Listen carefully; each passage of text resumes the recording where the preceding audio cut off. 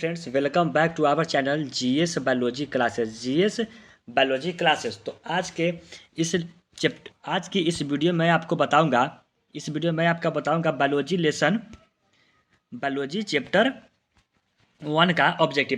1 का ऑब्जेक्टिव जो कि मैंने 1 से लेकर 37 तक पिछली वीडियो में बताया हूँ। ठीक है, उसके बाद आज बताऊंगा मैं 38 से 75 तक ऐसे ऑब्जेक्टिव जो आपके एग्जाम के लिए बहुत ही महत्वपूर्ण होने वाले हैं। तो चलिए इस ऑब्जेक्टिव की आज की वीडियो चालू करते हैं।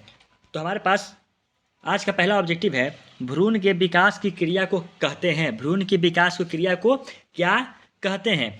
तो हमारे पास ये 4 ऑप्शन रहेंगे। ठीक है, ये 4 ऑप्शन रहेंगे। तो भ्रूण के विकास की क्रिया को हम लोग क्या कहते हैं? तो भ्रूण के विकास की क्रिया को हम लोग कहते हैं इम्ब्रायोजेनेसिस। ऑप्शन नंबर सी इम्ब्रायोजेनेसिस। ठीक है, ऑप्शन नंबर सी इम्ब्रायोजेनेसिस। और इस चैनल को शेयर कर दे और सब्सक्राइब कर दे और लाइक भी कर दे, ताकि आपको नई नई वीडियो मिलती रहेगी। और चलिए नेक्स्ट क्वेश्चन की ओर बढ़ते हैं। हमारा नेक्स्ट क्वेश्चन कौन सा है? नेक्स्ट हमारा 39 नंबर क्वेश्चन है, युग्मक के संचयन को कहते हैं। युग्मक के संचयन को क्या कहते हैं? पहला परागकण, सिनगेमी किसी, ठीक है, पार्थेनोजेनेसिस और स्पोरोजेनेसिस। तो हमारे पास क्वेश्चन है, युग्मक के संचयन को क्या कहते हैं? युग्मक के संचयन को क्या कहते हैं? तो क्या कहते हैं? ऑप्शन नंबर बी सिनगेमी किसी। ऑप्शन नंबर बी सिनगेमी किसी। और इस वीडियो को आप लोग बहुत ही ध्यान से देखिएगा, क्योंकि सारे के सारे वीडियो क्वेश्चन जो है इंपॉर्टेंट है। सारे क्वेश्चन इंपॉर्टेंट होंगे, क्योंकि बिहार बोर्ड अपना देख रहा है कि ऑब्जेक्टिव का जो क्वेश्चन पूछने का तरीका बिल्कुल बदल चुका है और नया ऑब्जेक्टिव आपके सामने रख रहा है। तो इस वीडियो को आप लोग ध्यान से देखिएगा, ताकि आपको ऐसे ऑब्जेक्टिव में कोई परेशानी नहीं हो। ठीक है, इसका ऑप्शन जो क्या हो जाएगा? बी सही हो जाएगा। नेक्स्ट क्वेश्चन की ओर बढ़ते हैं। हमारा नेक्स्ट क्वेश्चन है, इनमें से कौन एक लिंगी नहीं है? इनमें से कौन एक लिंगी नहीं है? इनमें से कौन जो है वो एक लिंगी नहीं है? तो पहला तिलचट्टा, कुत्ता, गाय, केचुआ। तो क्वेश्चन बोल रहा है कि इनमें से कौन जो है एक लिंगी नहीं है? कौन एक लिंगी नहीं है? तो होता है केचुआ जो होता है वो एक लिंगी नहीं होता। ठीक है, केचुआ जो होता है एक लिंगी नहीं होता है। और आपको एक और क्वेश्चन पूछेगा कि ऐसा कौन सा कीड़े हैं जो उसे गला काट देने पर भी वो जीवित रहता है 7 दिन के लिए? तो वो होता है 7 दिन के लिए जीवित रहता है। गर्दन काट देने पर भी वो 7 दिन के लिए जीवित रहता है, तो उसको हम तिलचट्टा कहेंगे। ठीक है, तिलचट्टा कहेंगे। तो क्वेश्चन था, इनमें से कौन एक लिंगी नहीं है? तो केचुआ जो है वो एक लिंगी नहीं है। नेक्स्ट क्वेश्चन की ओर बढ़ते हैं। नेक्स्ट हमारा क्वेश्चन है, मानव युग्मक में गुणसूत्र की संख्या होती है। मानव युग्मक में गुणसूत्र की संख्या कितनी होती है? तो मानव युग्मक में गुणसूत्र की संख्या जो होती है, मानव युग्मक में गुणसूत्र की संख्या होती है वो होती है 46। ठीक है, वो होती है 46। और यही पूछता, मानव युग्मक के गुणसूत्र की जोड़े की संख्या कितनी होती है? तो 23। जोड़ा में पूछेगा तो 23, और पूरा गुणसूत्र संख्या पूछे तो 46। मानव में। अब वही कहता मनुष्य में गुणसूत्र की संख्या कितनी होती है? तो 23। ठीक है, तो यहाँ पे क्वेश्चन क्या पूछा होता है कि मानव में गुणसूत्र की संख्या कितनी होती है? तो 46। Option number D 46। कंफ्यूज नहीं होना है। ठीक है, कंफ्यूज नहीं होना है यहाँ पे। नेक्स्ट क्वेश्चन की ओर बढ़ते हैं। नेक्स्ट वाला क्वेश्चन है, किसमें आंतरिक निषेचन होता है? किसमें आंतरिक निषेचन होता है? पहला मछली, उभयचर, शैवाल, आवृतबीजी। तो क्वेश्चन पूछ रहा है किसमें जो आंतरिक निषेचन होता है। तो आंतरिक निषेचन किसमें होता है? तो आवृतबीजी में होता है। ठीक है, आवृतबीजी में होते हैं, यानी कि आंतरिक निषेचन किसमें होता है? आवृतबीजी में। Option number D. Next question की ओर बढ़ते हैं। नेक्स्ट क्वेश्चन हमारा है, निषेचन तक की क्रिया में ओव्यूल विकसित होकर बीज बनाता है, जबकि कार्पेल से क्या विकसित होता है? जब निषेचन की प्रक्रिया में ओव्यूल विकसित होकर बीज बनाता है, जबकि कार्पेल से क्या विकसित होते हैं? तो कार्पेल से क्या विकसित होंगे? तो कार्पेल से जो विकसित होंगे pericarp. Option number B pericarp. ठीक है, option number B pericarp. Next question की ओर बढ़ते हैं। नेक्स्ट क्वेश्चन हमारा है, निम्नलिखित में से कौन अंडज नहीं है? निम्नलिखित में से कौन अंडज नहीं है? तो मानव जो है वो अंडज नहीं है। क्यों? क्योंकि मानव जो है वो शिशु को जन्म देते हैं, बच्चे को जन्म देते हैं, चाइल्ड। मानव जो होते हैं बच्चे को जन्म देते हैं, इसीलिए अंडज नहीं है। अंडज का यही पूछता है कि अंडज निम्नलिखित में से अंडज है, तो आप मार सकते हैं सांप, मुर्गी, घड़ियाल, क्योंकि ये सारे के सारे अंड देते हैं। इसीलिए क्वेश्चन था कि निम्नलिखित में से कौन अंडज नहीं है, तो मानव, ऑप्शन नंबर डी मानव। ठीक है, नेक्स्ट क्वेश्चन की ओर बढ़ते हैं, और इस वीडियो को आप 1 से 2 बार देख लीजिएगा तो आपको वीडियो हर एक क्वेश्चन आपको याद हो जाएगा। ठीक है, नेक्स्ट क्वेश्चन की ओर बढ़ते हैं। नेक्स्ट क्वेश्चन हमारा है, इनमें किसमें केवल एक बार अपने जीवन काल में पुष्प खिलते हैं? इनमें किसमें केवल एक बार अपने जीवन काल में पुष्प खिलते हैं? तो किसमें जो है अपने जीवन काल में केवल एक बार ही पुष्प खिलते हैं? ऐसे कौन से हैं जो अपने जीवन काल में सिर्फ एक बार ही पुष्पासन की क्रिया करते हैं? तो वो करते हैं बांस, ऑप्शन नंबर ए बांस। ठीक है, ऑप्शन नंबर ए बांस। बांस में जो होती है वो पूरे जीवन काल में एक ही बार पुष्प होती है। नेक्स्ट क्वेश्चन की ओर बढ़ते हैं। नेक्स्ट हमारा क्वेश्चन है, नामांकित में से किसमें 12 वर्ष में सिर्फ एक बार पुष्प खिलते हैं? नामांकित में से किसमें 12 वर्ष में सिर्फ एक बार पुष्प खिलते हैं? सूर्यमुखी, पीपल, नीला कुरंजी या फिर नीम? तो क्वेश्चन बोल रहा है कि निम्नलिखित में से किसमें 12 वर्ष में सिर्फ एक बार पुष्प खिलते हैं? तो कौन से खिलते हैं? तो वो होते हैं नीला कुरंजी, ऑप्शन नंबर सी नीला कुरंजी। ध्यान दीजिएगा, ऑप्शन नंबर सी नीला कुरंजी। नेक्स्ट क्वेश्चन की ओर बढ़ते हैं। नेक्स्ट हमारा क्वेश्चन है, प्रकंद का एक उदाहरण है। प्रकंद का एक उदाहरण है। पहला लहसुन, नींब, अदरक, प्याज।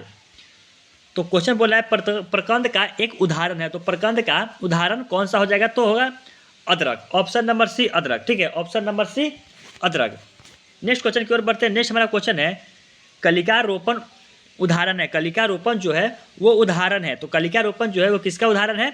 तो कलिका रोपण जो उदाहरण होगा वो हो जाएगा कायिक जनन का, ऑप्शन नंबर ए कायिक जनन का। ठीक है, ऑप्शन नंबर ए कायिक जनन का। नेक्स्ट क्वेश्चन की ओर बढ़ते हैं। नेक्स्ट हमारा क्वेश्चन है, पेनिसिलियम नामक कवक में अलैंगिक जनन मुख्यतः रूप में किस रचना के द्वारा होता है? मुख्य रूप से किस रचना द्वारा होता है? तो पेनिसिलियम नामक कवक में अलैंगिक जनन मुख्य रूप से किस रचना द्वारा होता है? तो कौन सी रचना द्वारा होते हैं? तो वो होते हैं कोनिडिया द्वारा, ऑप्शन नंबर सी कोनिडिया द्वारा। नेक्स्ट क्वेश्चन की ओर बढ़ते हैं। नेक्स्ट हमारा क्वेश्चन है, इनमें कौन ठहरे हुए पानी में उगकर ऑक्सीजन खींच लेता है? इनमें कौन ठहरे हुए पानी में उगकर ऑक्सीजन को खींच लेता है?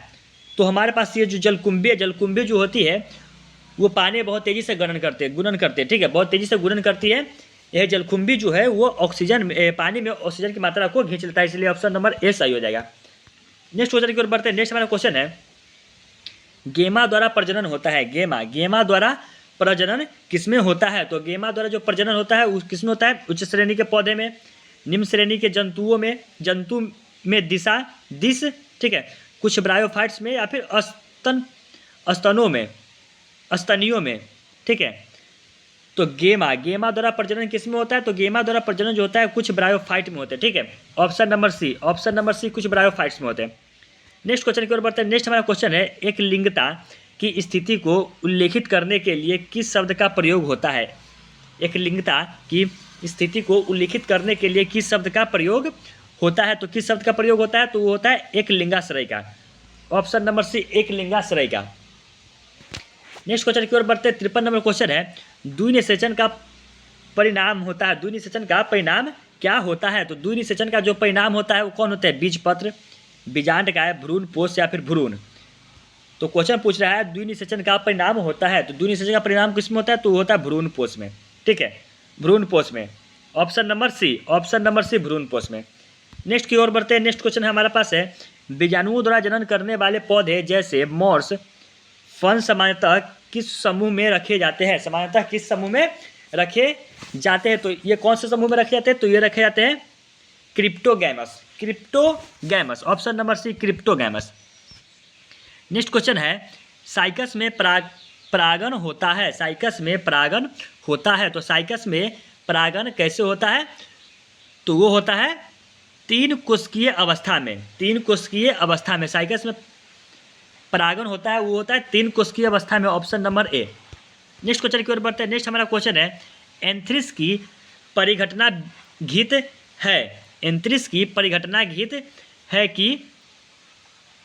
घित है कि कौन सा हो जाएंगे? इसका जो हो जाएगा पुष्प कलिका का खुलना, ऑप्शन नंबर डी पुष्प कलिका का खुलना। नेक्स्ट क्वेश्चन है, निम्न में से कौन पत्ती के अग्रभाग द्वारा जनन करते हैं? पत्ती के अग्रभाग द्वारा जनन करते हैं।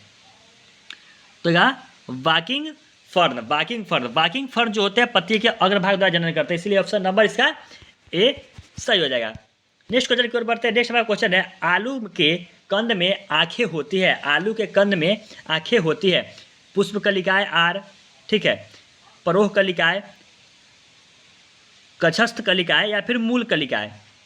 तो क्वेश्चन है, आलू के कंद में आंखें होती है, तो आलू के कंद में आंखें कैसे होती है? तो कक्षस्थ कलिकाएं होती है। Option number C, option number C. Next question की ओर बढ़ते हैं। निम्नलिखित में से कौन सा पादप उभयलिंगाश्रयी होता है? निम्नलिखित में से कौन सा पादप उभयलिंगाश्रयी होता है? तो कौन सा पादप जो होता है वो उभयलिंगाश्रयी होता है? तो वो होता है पाइन्स। पाइन्स जो होता है, पाइन्स वो होता है उभयलिंगाश्रयी। Option number B. Next question की ओर बढ़ते हैं। निम्न में से कौन एक लिंगी है? निम्न में से कौन एक लिंगी है? तो कौन एक लिंगी होते हैं? सरसों, अरहुल, पपीता, इनमें से कोई नहीं। तो क्वेश्चन बोल रहा है कि इनमें से कौन एक लिंगी है? इनमें से कौन एक लिंगी है? तो वो हो जाएंगे पपीता। ऑप्शन नंबर सी, पपीता। नेक्स्ट क्वेश्चन है, अंडाणु बनने की विधि को कहते हैं। अंडाणु बनने की विधि को क्या कहते हैं? अंड जनन, अंडाशय, अंडोत्सर्ग या मादा जनन। तो अंडाणु बनने की विधि को क्या कहते हैं? तो अंडाणु बनने की विधि को हम लोग कहते हैं अंड जनन। ऑप्शन नंबर ए, अंड जनन। नेक्स्ट क्वेश्चन की ओर बढ़ते हैं। नेक्स्ट हमारा क्वेश्चन है, शुक्राणु बनने की क्रिया विधि को क्या कहते हैं? शुक्राणु बनने की क्रिया विधि को क्या कहते हैं? तो शुक्राणु बनने की क्रिया विधि को कहते हैं शुक्राणु जनन। ऑप्शन नंबर ए, शुक्राणु जनन। नेक्स्ट हमारा क्वेश्चन है, अलैंगिक जनन में कितने जीव भाग लेते हैं? अलैंगिक जनन में कितने जीव भाग लेते हैं? 1, 2, 3 या फिर एक भी नहीं। तो क्वेश्चन बोला है अलैंगिक जनन में कितने जीव भाग लेते हैं? इसका आंसर आप कमेंट में बताना है कि अलैंगिक जनन में कितने जीव भाग लेते हैं। ठीक है, अलैंगिक जनन में कितने जीव भाग लेते हैं। नेक्स्ट क्वेश्चन की ओर बढ़ते हैं। नेक्स्ट हमारा क्वेश्चन है, पौधे में अलैंगिक जनन निम्न में से किस विधि द्वारा हो सकता है? पौधे में अलैंगिक जनन निम्न में से किस विधि द्वारा हो सकता है? तो मुकुलन, विखंडन, विभाजन या फिर सभी, तो क्वेश्चन बोल रहा है कि पौधे में अलैंगिक जनन निम्न में से किस विधि द्वारा होता है? तो होता है मुकुलन द्वारा। Option number A, option number A, मुकुलन द्वारा। नेक्स्ट क्वेश्चन की ओर बढ़ते हैं। नेक्स्ट हमारा 65 नंबर क्वेश्चन है, कायिक जनन निम्न में से किस प्रकार होता है? कायिक जनन निम्न में से किस प्रकार होता है? तो किस प्रकार होता है? तो देखिए, कायिक जनन जो होता है जड़ द्वारा, स्तंभ द्वारा, पत्र द्वारा, तीनों होते हैं, इसलिए ऑप्शन नंबर इसका डी सही हो जाएगा। नेक्स्ट क्वेश्चन है, आलू में नेक्स्ट क्वेश्चन है, आलू में कायिक संचरण किसके द्वारा होता है? आलू में कायिक संचरण जो है किसके द्वारा होता है? तो आलू में कायिक संचरण जो होता है वो होता है स्तंभ की मदद से। ऑप्शन नंबर बी, स्तंभ की मदद से। नेक्स्ट क्वेश्चन की ओर बढ़ते हैं। नेक्स्ट हमारा क्वेश्चन है, एक ही फल के भीतर परागकोश से परागकणों का वर्तिकान में पहुंचना क्या कहलाता है? वर्तिकान में पहुंचना क्या कहलाता है? तो स्वपरागन कहलाता है। ऑप्शन नंबर ए, स्वपरागन कहलाता है। नेक्स्ट है, अंडाशय से अन्न निकलने की प्रक्रिया को क्या कहते हैं? अंडाशय से अन्न निकलने की प्रक्रिया को क्या कहते हैं? पहला अंड जनन, अंडोत्सर्ग, रजोचक्र, शुक्राणु जनन। तो अंडाशय से अन्न निकलने की प्रक्रिया को क्या कहते हैं? तो उसको कहते हैं अंडोत्सर्ग। ऑप्शन नंबर बी, अंडोत्सर्ग। नेक्स्ट क्वेश्चन है, मानव मादा में अंडे का निषेचन कहाँ होता है? मानव मादा में अंडे का निषेचन कहाँ होता है? तो वो होता है फलोपियन नलिका में। ऑप्शन नंबर डी, फलोपियन नलिका में। नेक्स्ट क्वेश्चन की ओर बढ़ते हैं। नेक्स्ट क्वेश्चन है, मानव नर में शुक्राणु भंडारण किस जनन अंग में होता है? किस जनन अंग में होता है? मानव में शुक्राणु भंडारण किस जनन अंग में होता है? तो कौन से में होते हैं? तो होते हैं epididymis. Epididymis, option number C, epididymis. Next question की ओर बढ़ते हैं। नेक्स्ट हमारा क्वेश्चन है, युग्मक में गुणसूत्र का सेट होता है। युग्मक में गुणसूत्र का सेट होता है। युग्मक में गुणसूत्र का सेट क्या होता है? तो होता है एन। ठीक है, युग्मक के गुणसूत्र का सेट जो होता है वो एन होता है, याद रखिएगा। नेक्स्ट हमारा क्वेश्चन है, अलैंगिक जनन में जीवधारियों की उत्पत्ति कितने जनकों द्वारा अलैंगिक जनन में जीवधारियों की उत्पत्ति कितने जनकों के भाग लेने से होती है? कितने जनकों के भाग लेने से होती है? तो वो होती है एक। अलैंगिक जनन में एक ही जनक। ठीक है, नेक्स्ट है, माता द्वारा दिए गए युग्मक और पिता द्वारा दिए गए युग्मक के संलयन को क्या कहते हैं? माता द्वारा दिए गए युग्मक और पिता द्वारा दिए गए युग्मक के संलयन को क्या कहते हैं? तो इसको क्या कहते हैं, तो हम लोग कहते हैं युग्मक जनन। ऑप्शन नंबर बी युग्मक जनन। नेक्स्ट क्वेश्चन की ओर बढ़ते हैं। नेक्स्ट क्वेश्चन हमारा है, वह प्रक्रिया जिसके द्वारा नर युग्मक एवं मादा युग्मक बनते हैं क्या कहलाती है? वह प्रक्रिया जिसके द्वारा नर युग्मक एवं मादा युग्मक बनते हैं वह प्रक्रिया क्या कहलाती है? तो वो प्रक्रिया जो कहलाती है वो कहलाती है युग्मक जनन। ऑप्शन नंबर सी युग्मक जनन। 75, ये मेरा 75 नंबर क्वेश्चन है। 3 परत वाली संरचना जिसके अंदर एक नई गुहा धात्र बनाई गई होती है कहलाती है, बनाई गई होती है क्या कहलाती है? तो वो कहलाती है गैस्टुला रानी, गैस्टुला रानी। और ये आज की वीडियो बस इतना ही, मिलते हैं नेक्स्ट वीडियो में, तब तक के लिए धन्यवाद। और वीडियो बने रहे और चैनल को सब्सक्राइब और शेयर कर दें, चैनल को सब्सक्राइब और शेयर कर दें ताकि नई नई वीडियो आपको मिलती रहे।